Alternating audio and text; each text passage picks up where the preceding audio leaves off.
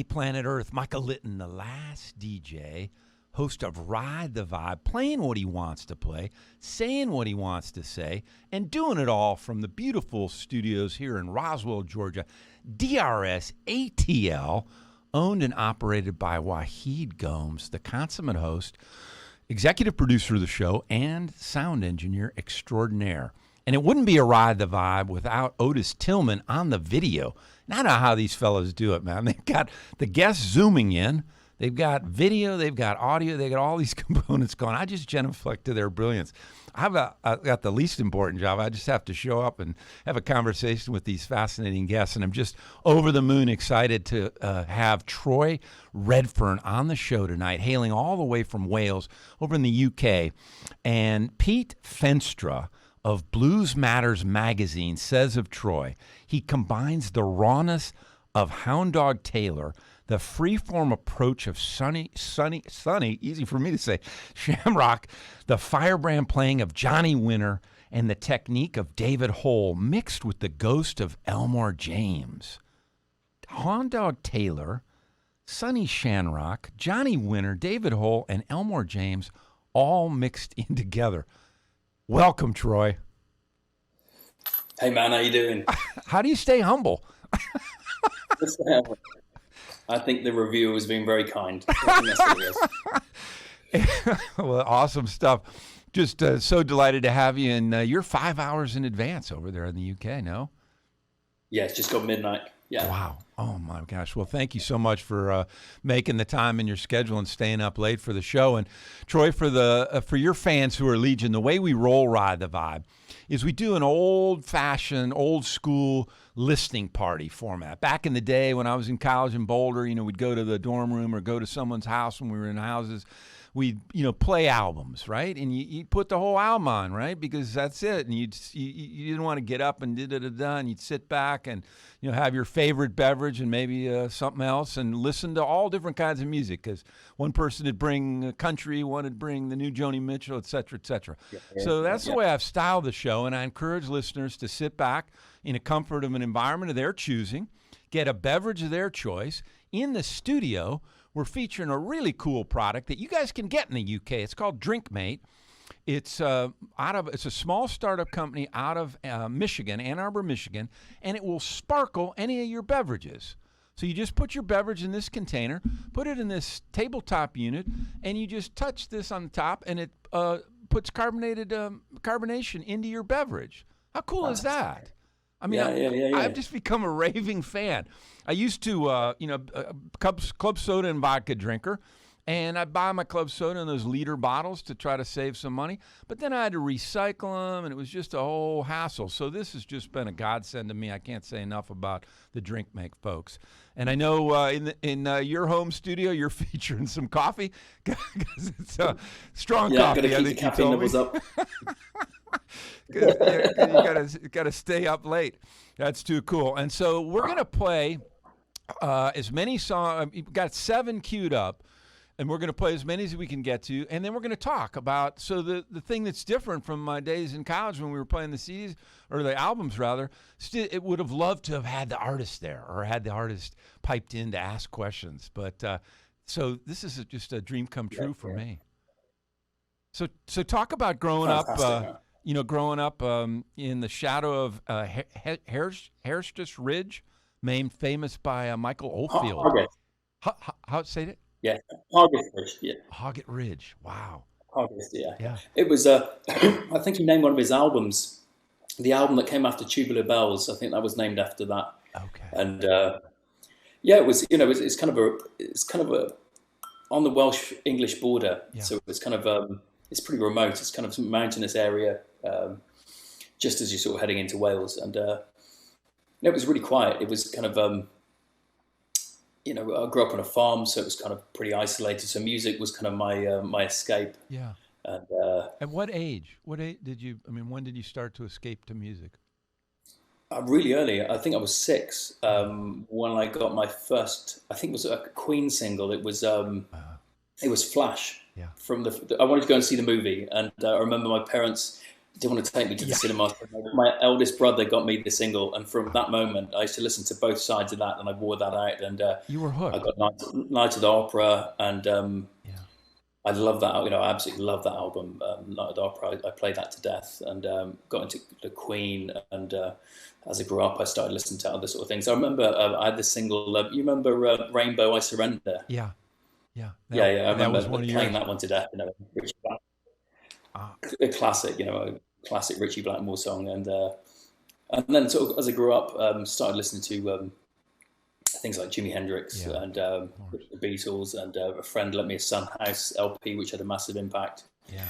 And then in the 80s, I kind of got into more of the sort of LA rock, like things like Van Halen and Aerosmith and all that kind of good rock and roll, good time stuff. I love it.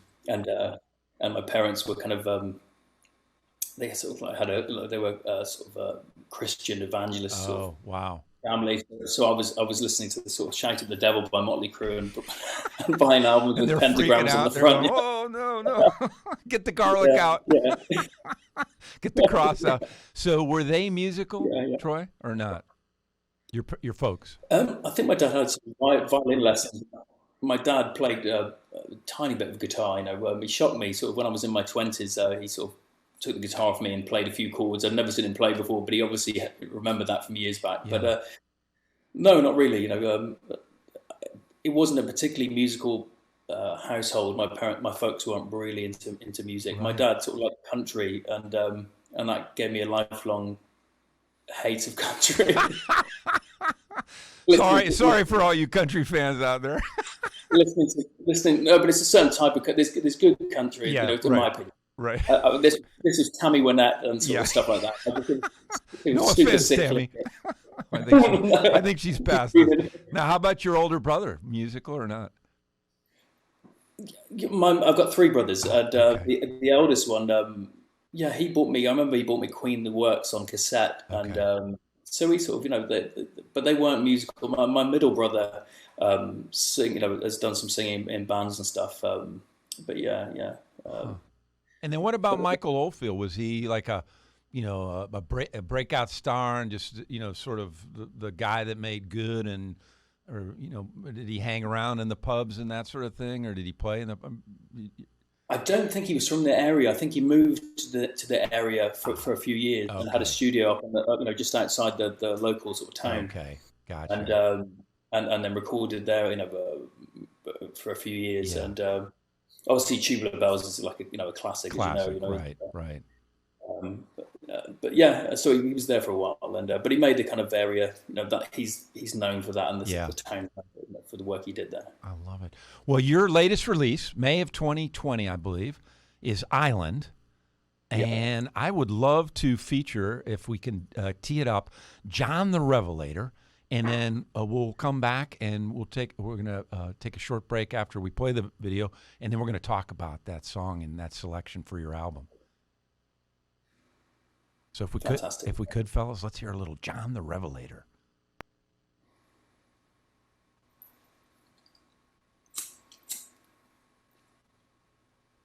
Genesis to the Revelation.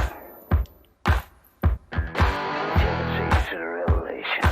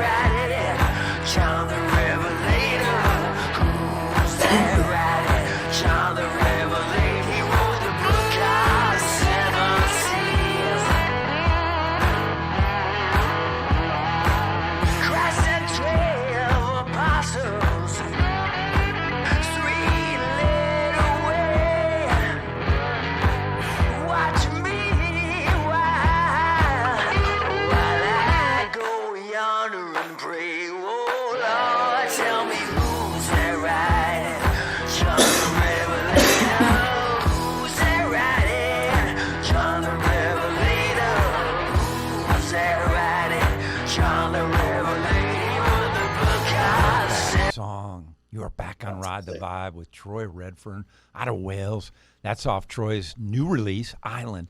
Troy, you don't normally do covers. Talk about the decision to do that cover, which is brilliant. Oh, thank you. I played that song for probably 20 years, maybe. Yeah. And it just resonates. Son House, as far as I'm concerned, is like the grandfather of blues. And I know you got Charlie Patton before him, and all those other guys. And but certain artists just resonate, and Son House, for me, more than Robert Johnson, resonates with me personally. I love Robert Johnson, but there's something about Son House's playing, his sound on the resonator, and John the Revelator, just like I said, it resonates with me. I was brought up with the Book of Revelation when I was a kid, as I mentioned earlier. So there's some of that probably in there, maybe. I don't know. Lots of songs about Judgment Day and Revelation. Yeah. Wow. Now, are your parents still alive? They are. Yeah. So, what do they think of your musical career? Have they come to accept that you're?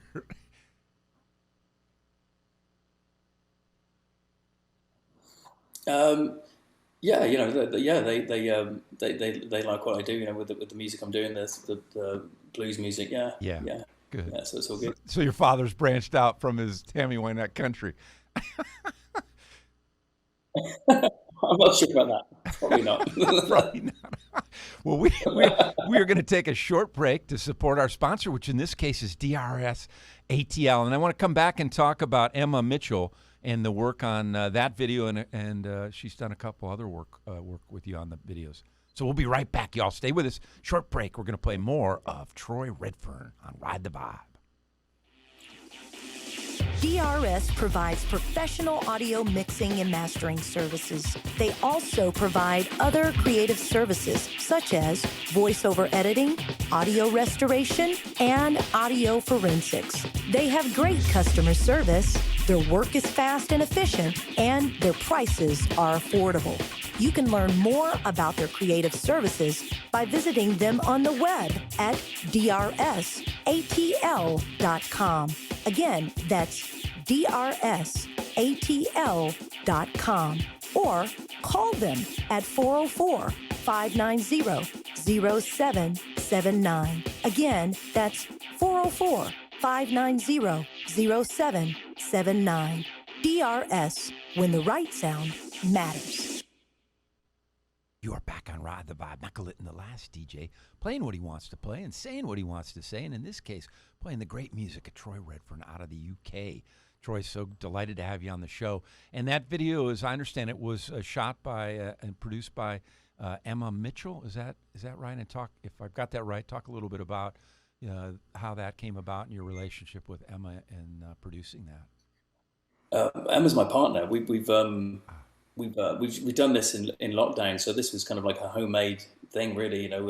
She's sort of done a great job on shooting that for me. Yeah. So it was just it was one of those things, because of the lockdown and social distancing, we just had to kind of get on and produce something ourselves. So she did a fantastic job of putting that together. Wow, and she's done some others that we're going to feature throughout the show. So, and how is it for you as a musician to then also dive into the world of video? Does that give you another outlet that's, allows your creative juices to just continue to flow? And does it help your music? And how's it all? Definitely. Again, since lockdown, I've done other bits of video before, but I've picked up a lot more since lockdown. Yeah. I think, it's necessary when you release something, especially using things like social media, people need a visual aspect to the music. Right. I think if you just put audio up, unfortunately, that's, it's preferable to just listen to the music and not have the visual element. But MTV changed all that. Yeah. I remember us talking about that when we had a conversation. It definitely sort of changed in the 80s, that it became picture music. And it's unfortunate, but that's the horse is out of the barn. I mean, that's just the way it is. Yeah. Yeah. So you know, it's cool, and I enjoy it. You know, I enjoy editing. I did a little video a couple of weeks ago for my daughter. She did a Chris Whitley cover, and you know, Wild Country. I don't know if you know Chris Whitley, resonator sort of plays. Yeah. Great player, and that was good filming that because you know I was behind the camera, so it was good fun to kind of to get a take on that. And how old is she, Troy? She's 14 now. Wow. And And my following in your footsteps with the music then. she's always been. It's strange, you know. Everyone sort of says about their kids, you know, sort of, you know, likes to sort of say, "Oh, my kid's musical." But when she was probably 3 years old, she started drumming. I got her a little drum kick. She was too small to hold strings down, and by the time before she started school, there's the video on YouTube on my channel. She did a school performance. We played a song and she played drums, and she was solid. You know, she was. And it sounds ridiculous, but she you know, and she carried on until she was 11. And we did a blues festival just as a duo, and that was it. You know, that was the last gig. I think she went to school, and her friends kind of weren't into it. You know, I think she got teased for being into music, which is bizarre. But and so she stopped, and it gets strange. And very. But she's since then she sort of played guitar and started writing. Yeah. And singing. So you know, it's a good progression. You know, from the drums. You know, it's great playing drums, but it's a lot easier for me if I don't have to drive the drum kit around. Yeah, right. The poor drummer. They got to schlep all that stuff around. So how cool is that as a father to have, and you guys enjoy playing, and she enjoys blues as well, it sounds like. Yeah, she's listened to, you know, when she was growing up, she was listening to all sorts. When she was very young, she used to listen to Frank Zappa tunes, and she would memorize Tommy Mars's keyboard solos and sing along with them, which, you know, they're improvised solos. And so she's always, you know, been very quick to take up melody. And my son Logan plays guitar. I've been teaching him slide guitar, and last year's festivals, I was playing some of the major festivals in the UK, and I took him to a couple of those, the local ones, you know, the ones that were within an hour's distance from where I live. Yeah. And he got up and played with me. And how old is he, Troy? He's 10. He was 9 then. Oh my God! But it was just on one song. But like the way I see it, you know, once something's done, everything's a memory. You know, and I just wanted him to have that memory. Yeah. When he's grown up, to remember playing. You know, and they were really good crowds. You know, and I bet they loved it. You know, they did. What's not to love? He had a great response, and it'd be really difficult for him to go back to, you know, doing small gigs because he had great festival pride. You introduced him to so he's going clubs. Forget that too. A couple of people forget that. Yeah, you spoiled him right out of the gate. Well, that's what fathers are supposed to do with their kids.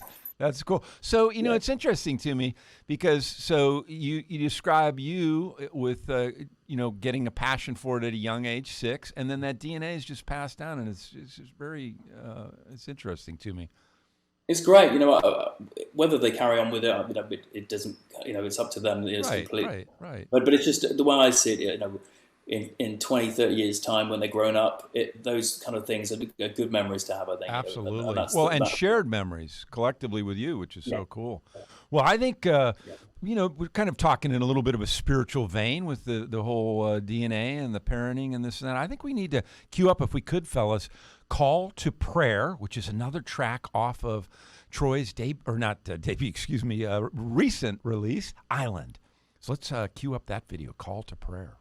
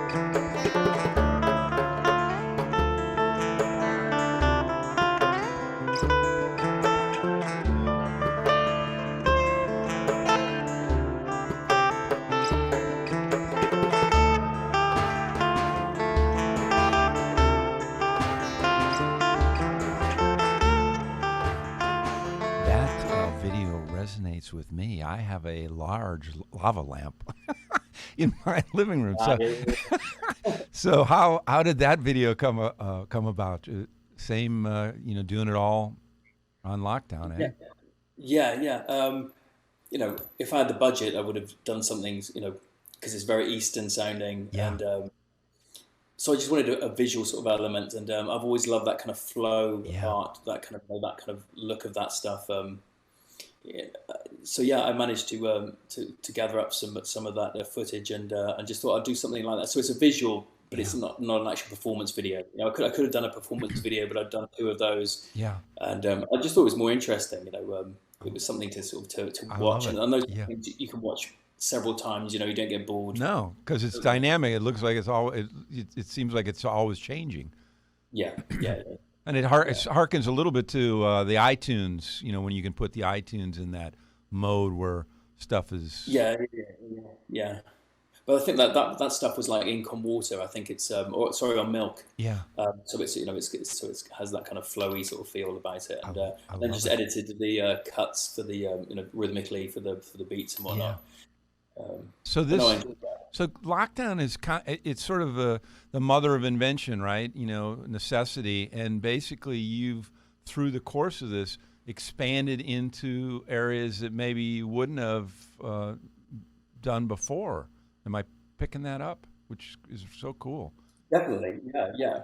The plan. I just recorded an album at the Rockfield Studios, which is a studio probably an hour and a half from here. But Queen recorded Night at the Opera there, Black Sabbath recorded there, and all those guys. Yeah. And I'd invested money in getting the best musicians I could find in the UK. I got a drummer called Darby Todd who works with The Darkness and Robin Ford and all those guys, and Dave Marks on bass and an incredible rhythm section. And I put a lot of money into the album, and I felt like I needed to tour that album. Yeah. So when lockdown happened, I thought, right, well, I'm going to put that on pause, and before I finish it, and then that's when I recorded. Go in this direction. Yeah. Yeah, and I felt with Ireland, I wanted to just be creative and not kind of worry about sort of it has to be a blues rock song or it has to be this type of song, and kind of go where it went. And that's why things like the track you just played, the blinkers were off, Yeah. I love it. And I thought that was good, and weirdly, a lot of rock stations over here have picked up on that stuff, which I thought it was more acoustic based, and I didn't think they would do. But it's strange how different stations have picked up on it, really. Interesting. Well, I want to take a short break to support a sponsor that's near and dear to my heart, Foundation for Premature Infants. And then because of the generosity of the Foundation for Premature Infants in sponsoring the show, we're going to roll the rest of the half hour. The first is flown by, but we're going to roll the second half commercial free. And I want to come back, Troy, from the break and talk about your thoughts on singles versus albums. We kind of touched on that. And then I also want to talk about Frank Zappa. So we'll be right back after a short break. That may be a 2-hour talk right there. Stay with us, y'all. We're going to be right back. The number of premature infants born in the United States each year, 380,000. That's 9.8% of the total births in the U.S. The Foundation for Premature Infants' mission is to advocate for the right of all premature infants to be cared for in a developmentally supportive and age-appropriate manner. Our vision is to ensure that Premature Infants' Bill of Rights is the standard of care for all babies born prematurely, 24 hours per day, 365 days per year on all shifts in every neonatal intensive care unit throughout the world. Please consider making a donation by visiting us on Facebook, Foundation for Premature Infants, or at our website, foundationforprematureinfants.org. And I have to give a huge shout out to all the folks that have been so generous, primarily through Facebook, to make donations to the Foundation for Premature Infants in lieu of perhaps birthday gifts or whatever they suggest that people donate to the foundation. And then we take that money and turn around and give it to the brilliant clinicians that are caring for these little people that have no voice. So it's a win-win. So at any rate, Troy, we're back, and I wanted to touch on your thoughts. You produced this album, Island. Were you mindful of the album structure, or were you thinking of it as singles? How as an artist do you look at the world now that's shifted so much?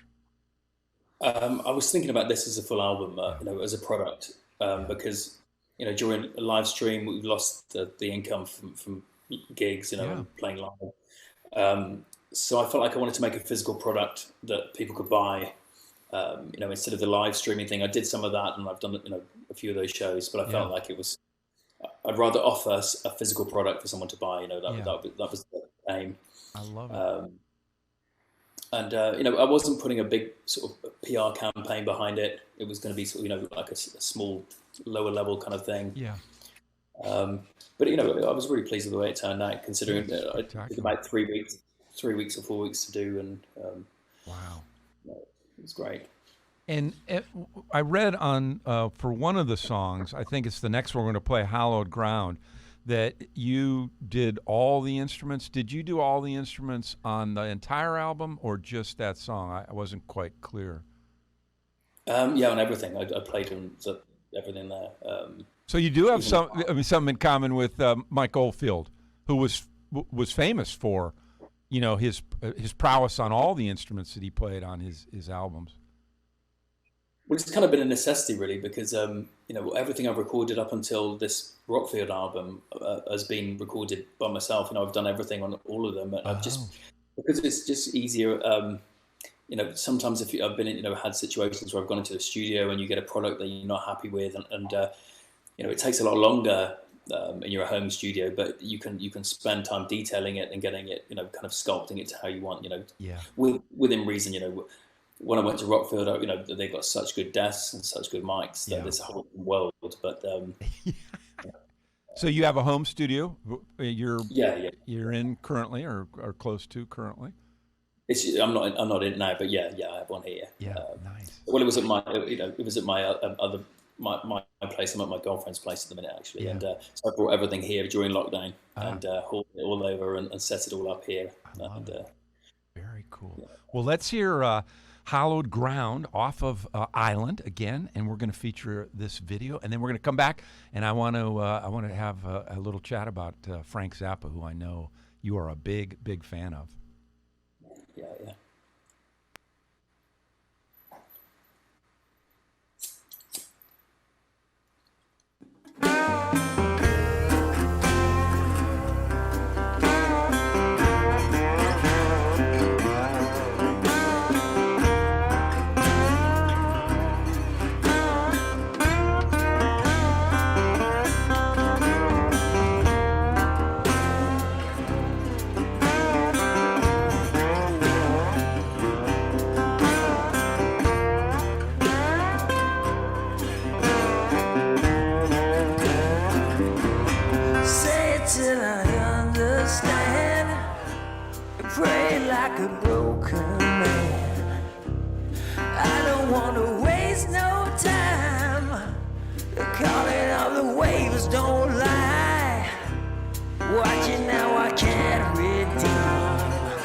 It's running deep in my bloodstream.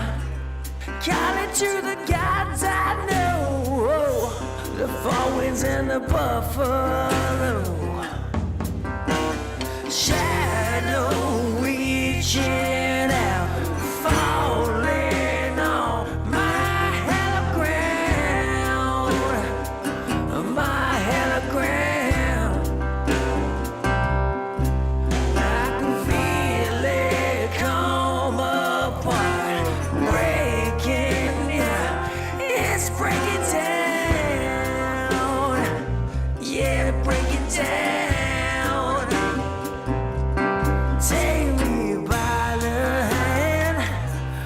Take me to that promised land. Lead me to that borderline. Say they ain't done no crime. Falling with a broken wing, like an angel full of. Troy, talk about that song. Talk about that's another video that you did with Emma, I believe. Yeah. And where is that where you filmed, and where is your Hallowed Ground? That was actually filmed at my place, which is probably 15 miles from here, and that's right on the Welsh border. And and it's in the woods just behind my house. And Where you grew up, your family's home, or were you? where I lived, I've lived there for 20 years, and where my kids grew up, and that place is a very special place, to me, and it's a lovely, gorgeous area, and Yeah, it looks beautiful.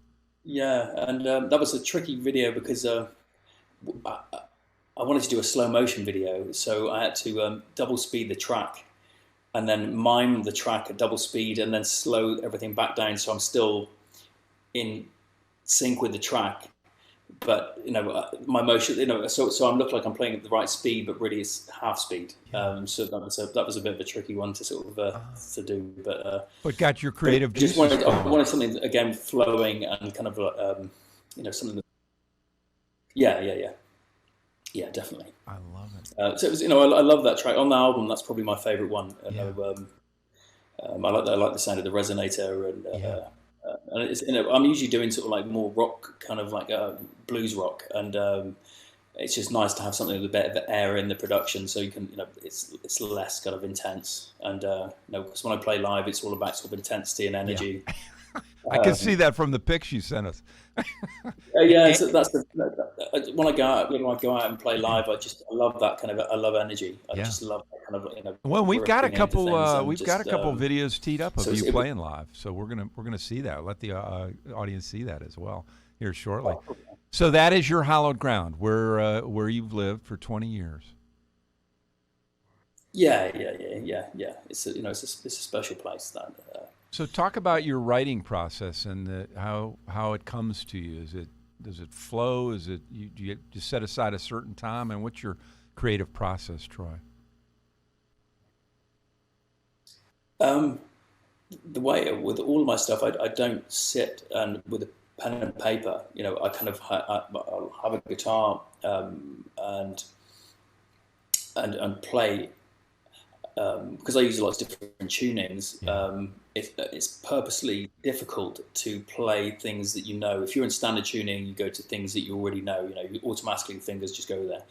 So I use open tunings, which make you discover things that you haven't played really. It really does kind of force you to sort of play by ear again. And the way I would do that, I would come up with guitar parts, I would improvise vocal melodies, and then from those vocal melodies, I would then put lyrics into those, and that's pretty much the process I've used. I've always done. So you layer it like that: the guitar, the melody, and then the lyrics after that. Yeah, but I try and keep it. I want it to be not inspired. I think that sounds a bit pretentious, but kind of,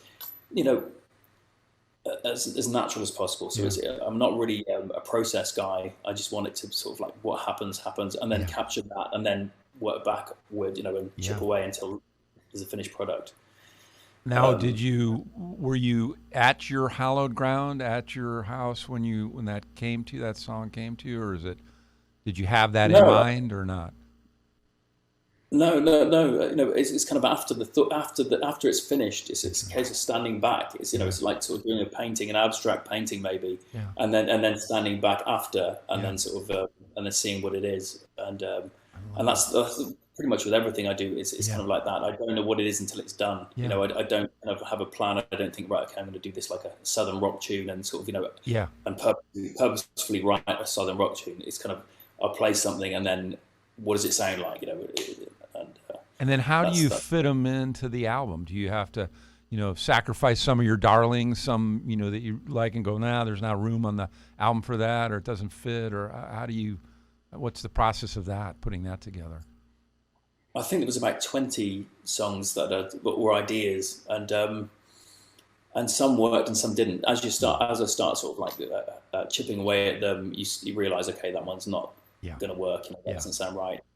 So you put it aside, may work later. Yeah. But luckily that they seem to flow. They're kind of very different sort of ideas on that.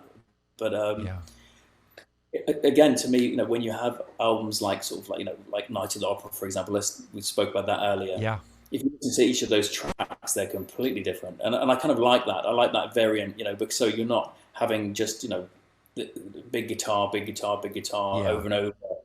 So there's something different. So there's a sort of like an ebb and flow, I've got to believe, as an artist, as a creative as you are, it would be kind of stifling. And so you have the freedom, given that it sounds like you're producing a lot of and doing so you don't have the pressure from the suits to stay in a particular genre. And no, it's a dangerous thing, because I'm building, I'm working on my career, and so to branch out and do things like call to prayer and things like that is a bit it's a bit out there, really. Yeah.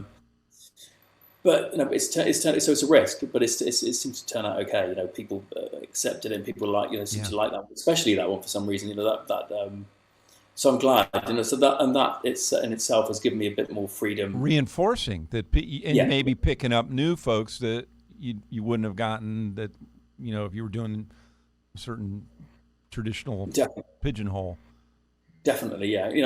I love Stevie Ray Vaughan, but I really wouldn't want to regurgitate a Stevie Ray Vaughan album badly, because you see, do you know what I mean? There's so many players that that do that, and it's great. But music, in my mind, has always been art. You know what I mean? And art should be something that has some stamp of your personality, or something in it that's you. Absolutely. And I think the blues guys like Freddie King and Albert Collins, those guys had unique stamps. Even though they were playing blues, there was some element of their personality or something that was unique. And I think that that's what you want as an artist. You want that. You want it to be expression. A full palette, not just limited to one color. You want the big box of crayons, not the 3 box. Which I always got as a kid because my mom was parsimonious. Hey, I want to shift gears slightly off of Island and go to your 2020, also a 2020 release, I believe, called Raging Heart. And in this case, we're going to play Tonight, the song Tonight. And Otis has put together a slide montage to go with the song, thanks to all the brilliant pictures you sent. So we'll see some of that energy, and then we're gonna queue up down the road here in the show. We're gonna queue up a couple videos of you playing live. So let's hear a little Tonight off of this Raging Heart. We'll be right back, y'all. Stay with us.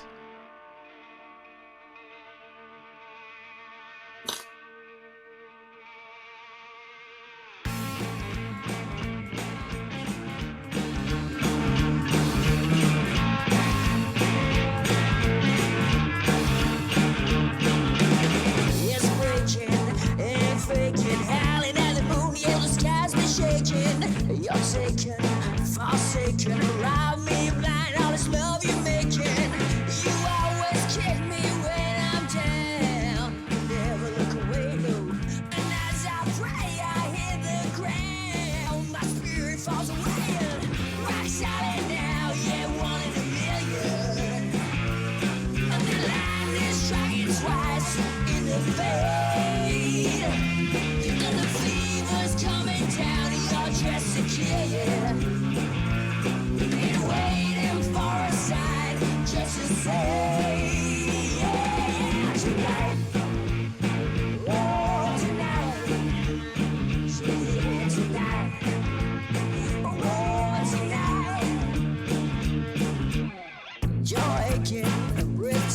Shining like the sun on the walls we're making.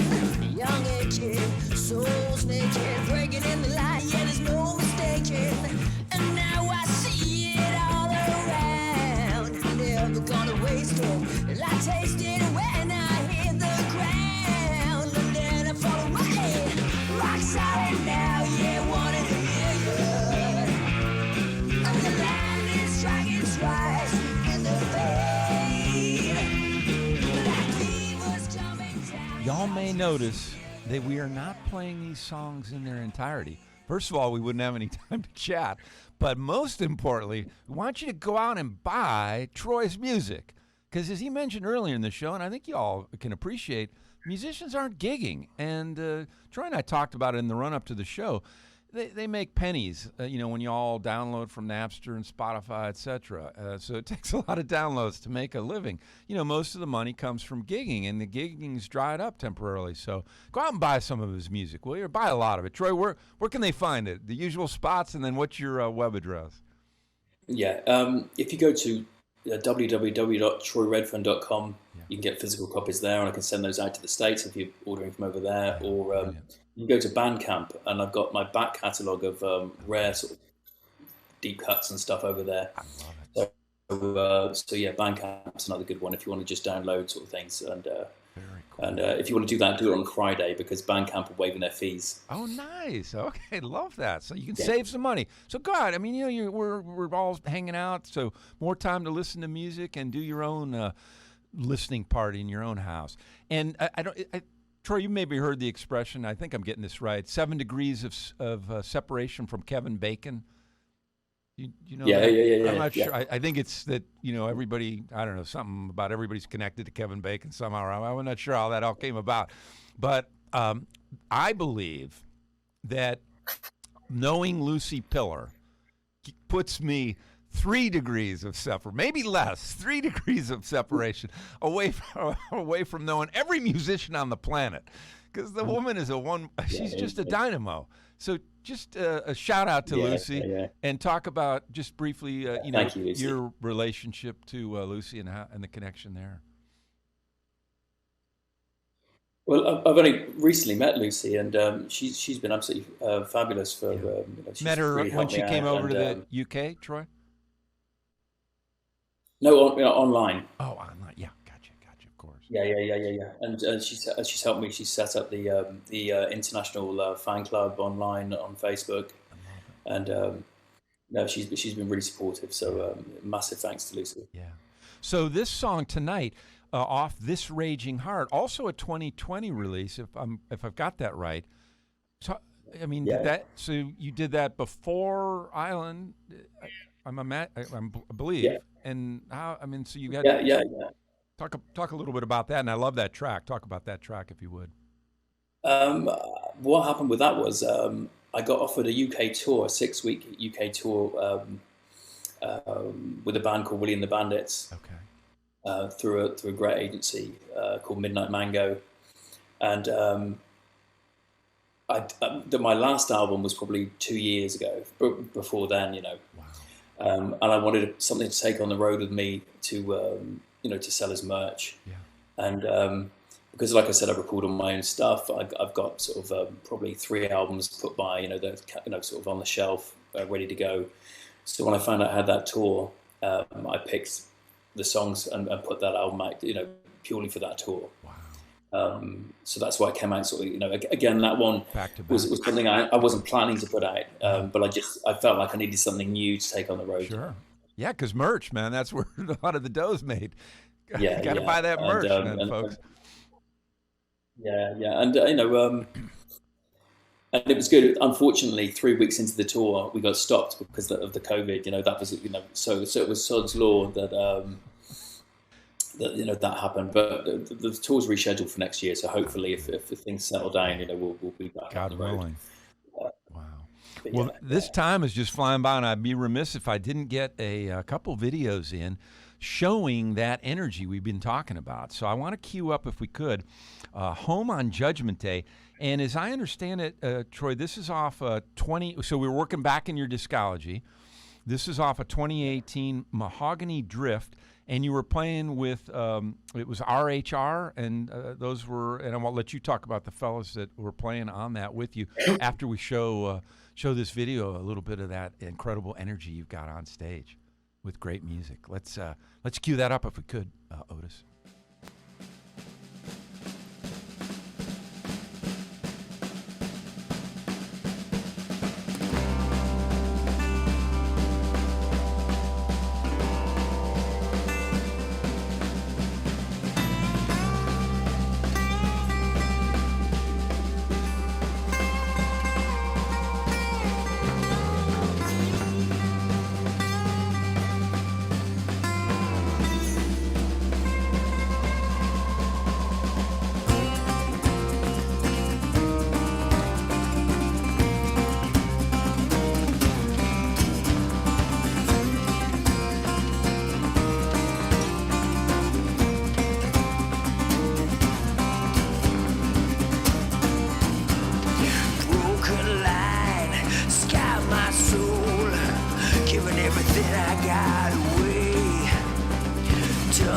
time and I play the role. Got this feeling I can't let it stay. No, been reaching out to those crooked hands of fate. That steely grip, I can't walk away. No, no, those black skies are simply watching away. I'll be home on Judgment Day. Yeah, I'll be home on Judgment Day. I'll be home on Judgment Day. Yeah, I'll be coming home.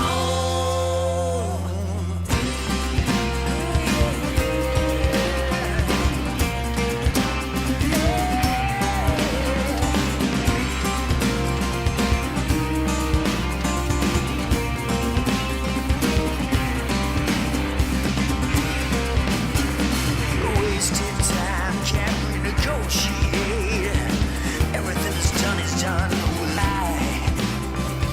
I just can't procrastinate. In my soul, the feelings crystallize. Yeah, we're reaching out to those crooked hands of fate. A master class in Southern blues rock. My Global Mind, one of the best albums of the year, Two Fingers Media. Talk about that song and your work with RHR. I think it came about. I did a few gigs with those guys, with Jack Hutchinson and Mike Ross, Yeah. and I think it was Mike that came up with the idea that maybe we should do a joint album, because we're all on the same sort of scene on the blues rock scene over in the UK. Yeah. So we each wrote 3 songs and submitted them, and the other guys sort of put their little bits on, and we went in the studio, and I think we did it in a couple of days. I think we sort of hammered those out, and I was really pleased with the results, and got some great reviews. Classic Rock reviewed it, the magazine over here, Yeah. and it turned out better than I thought. It was one of those things. It was just a little sort of side project, but it turned into a great album. We got some good festival slots with that band, and Well, one of the best albums of the year is pretty high praise. it was good. Yeah, it was really good. It was one of those things. If I'd known the amount of PR that it was going to get, I probably would have spent longer writing. It was, it's one of those things. Someone said, right, get 3 songs. I left it to the last minute, and you sort of work under pressure, put them out. But I think that it's one of those things. You just once the songs are done, they're done. Yeah. But I like that one. That's my favorite one that I can. And you that was one of your 3. Yeah. So the time is just flying by, and we're gonna do one more of your videos showing you performing live with that high energy. But I've teased it up a bit earlier in the show. Frank Zappa. Talk about Frank. Oh, yeah. Frank's God to me. I've just I've loved that guy since I was about 15. And what is it about? I mean, he was so diverse. He played, a lot of the similarities that we've talked about during the show with you.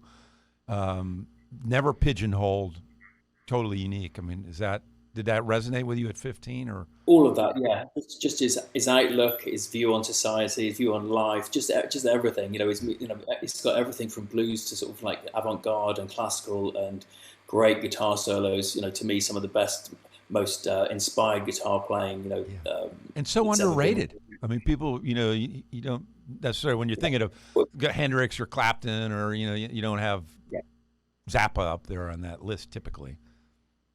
Well, I have a number, sort of like,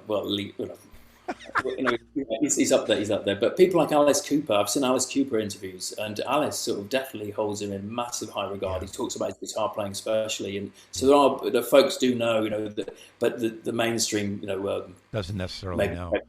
Well, I said in the run up. but I said in the run up to the show, you have a bit of a Frank Zappa look, but and I don't know. You've probably been told this a lot of times. The Johnny Depp thing is also there. I think. That's a swear word these days, isn't it? I don't know. I'm so out of touch.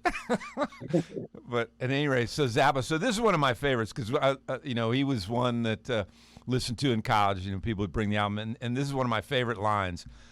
Don't go, baby. Don't put me on the street.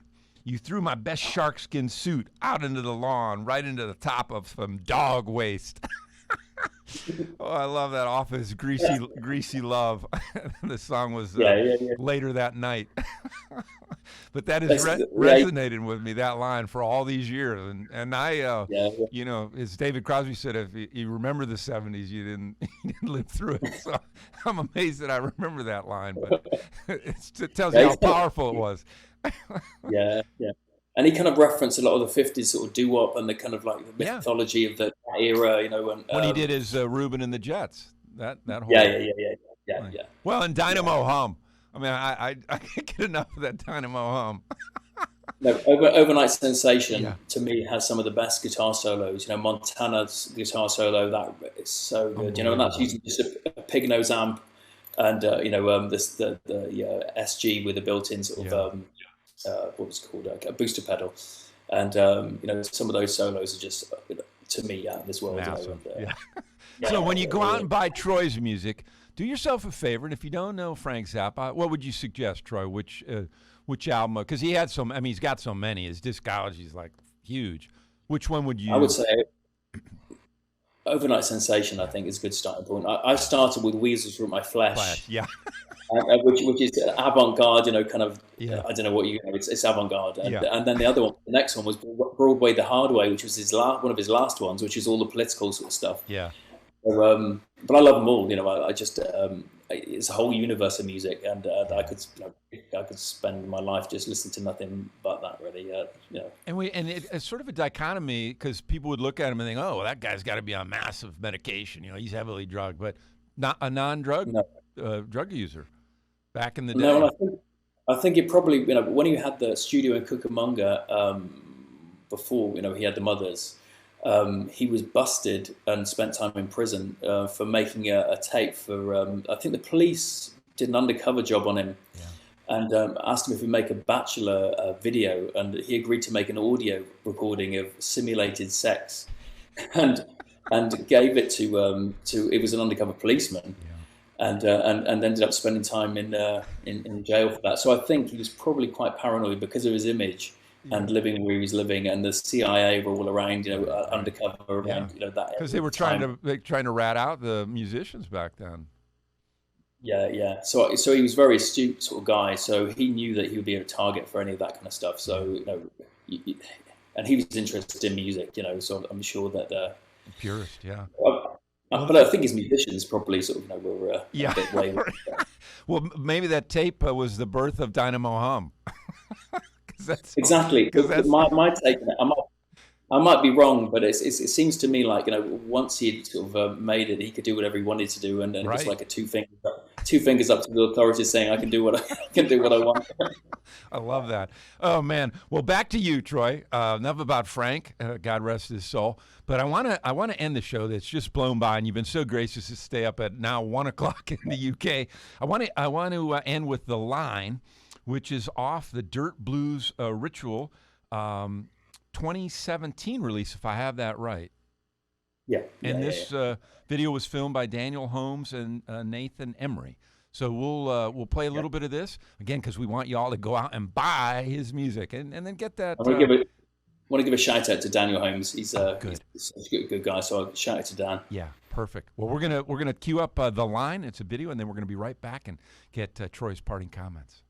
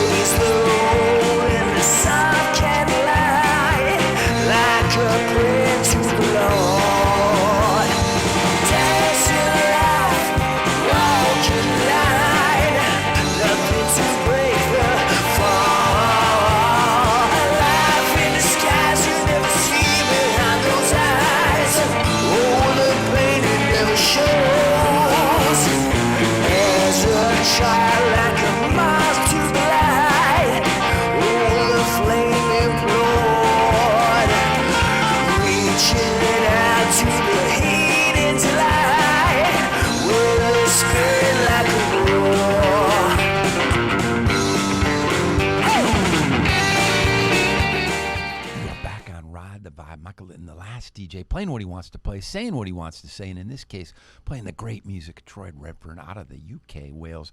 And I have to give a shout out to my sister, Susan Riley Litton, for this brilliant logo that I love so much.